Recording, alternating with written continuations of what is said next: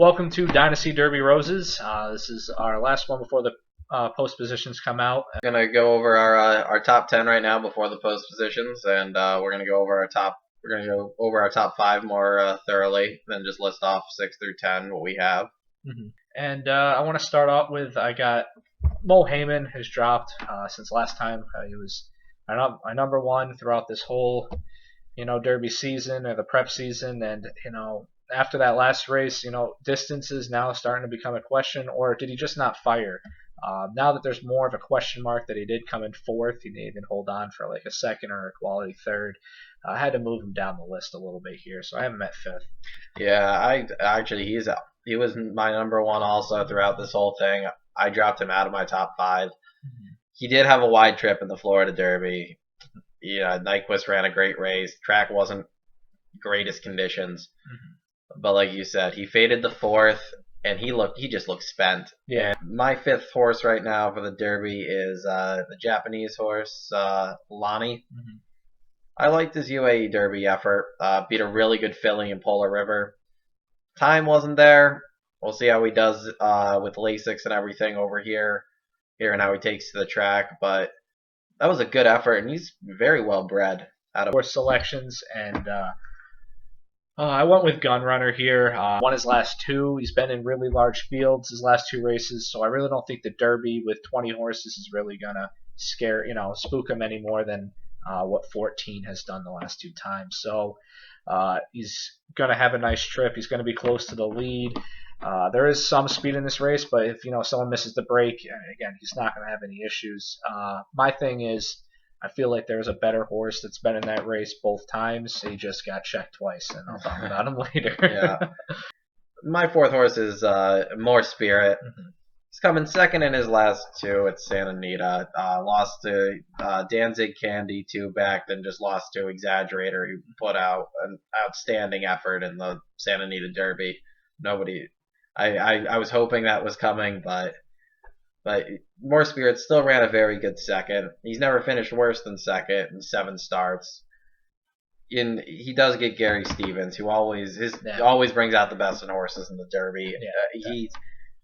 He hasn't run a bad race yet. Mm-hmm. I don't see why he would run a bad race in the Derby. If things fall apart, I think he can pick up the pieces. He might just be good enough to win, honestly. I mean, on a dry track, he's right. He's heads with Danzig Candy. On a wet track, he's a couple lengths behind Exaggerator, but he can run on both wet and dry surfaces, it looks like. So no, I don't see a reason why not to bet on More Spirit in the Derby, especially with Stevens, who just year in and year out makes his horses that much better in the Derby. Third, like I just mentioned before with Gunrunner is Motom. But I mean, at what point do I finally say, all right, there's no more excuses for this horse? But I just got in with points because of Cupid scratching, so we will be running in the Derby. GMB's got 2 horses, which is awesome for them.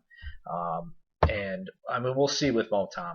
I can see why you want to throw him out too, though, because like I just said, why throw out More Spirit? It is a deep field. Yeah, Motom a little farther down on my list, but I mean, I was at that point 2 weeks ago with Exaggerator where I was like, he either shows up in the Santa Anita Derby or he's completely off my list, and he ran a huge effort.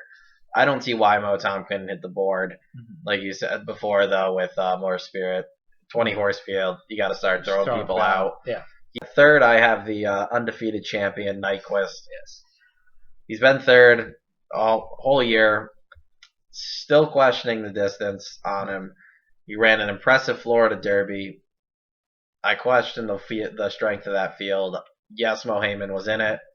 They took Mo Heyman out of the race very early. Yeah. He took him.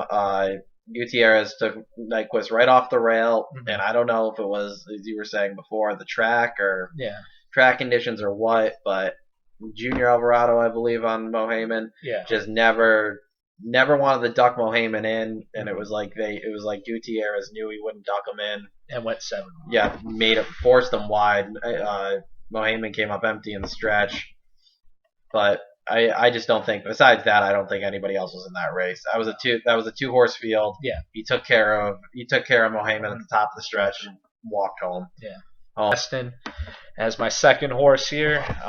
This is going to come to a surprise the most, but if you really look at it here, Destin's the only horse with a 100 buyer figure as a 3-year-old on a dry track. I know we're getting long here. On a dry track over a mile. And that was in the Tampa Bay Derby. He's well rested, and he's going to get Castellano. I know no one likes Pletcher on Derby Day, but I really like this horse, Destin, how he improves consistently, and I like him coming into this race very rested. Yeah, like Destin, you need the outwork, and I am not sold on outwork. Yeah, who's the other Pletcher horse? So I threw them both out basically. I wouldn't be so. Destin seems like a horse to me you could pick up pieces if he gets a good trip, sits like 4th or 5th back, and has one bold stretch run. Would not be surprised, and you're going to get a price on him.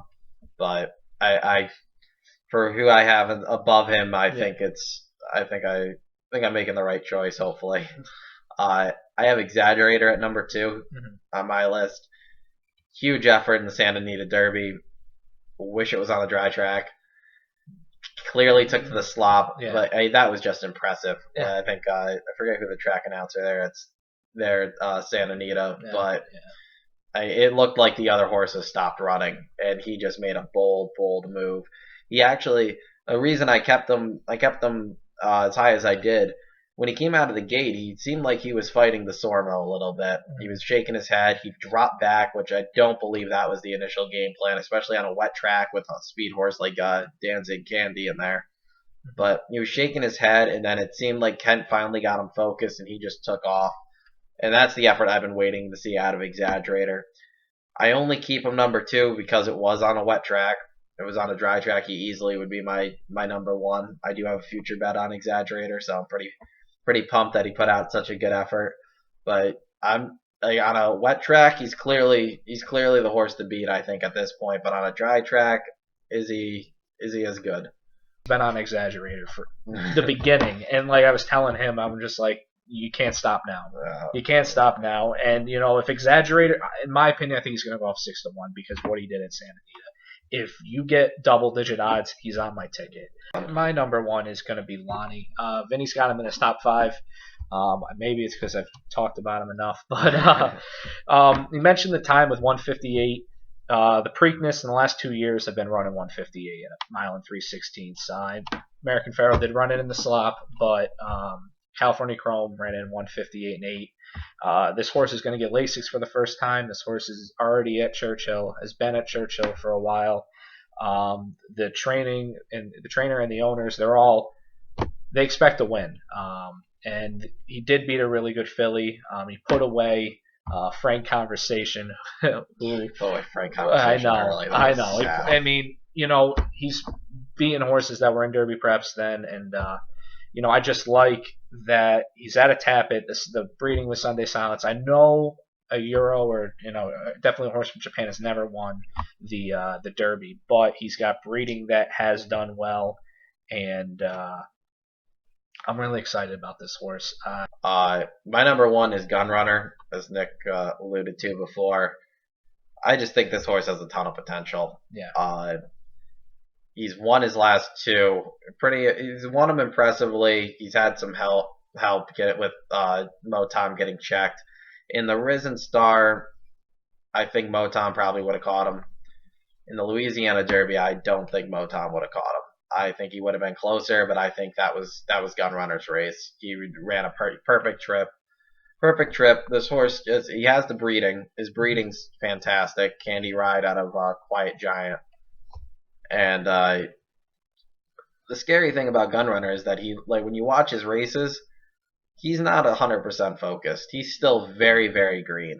He looks around, he gets on the lead, and you can see his eyes wandering. He's not concentrated like a mature horse should be. You're going to need a mature horse probably to win the Derby, but his Thoroughgraph numbers suggest he should be taking a step forward. If he does that, this horse is going to be very scary. And now we're just going to go over our final selection. So we went over our top 5, and after Lonnie, who's my 5th, I have Brody's Cause, Mohaymen, Creator, Motom, and then Destin. I know a lot of people are probably going to move Creator very high up on their list after the Arkansas Derby. He's another one though. I think he's very green. I think even though he's had 9 career races, I didn't realize he run so much. But he reminds me a little. He reminds me of Will Take Charge a little bit. I think he's going to be good. I don't think the Triple Crown races are going to be his favorite though.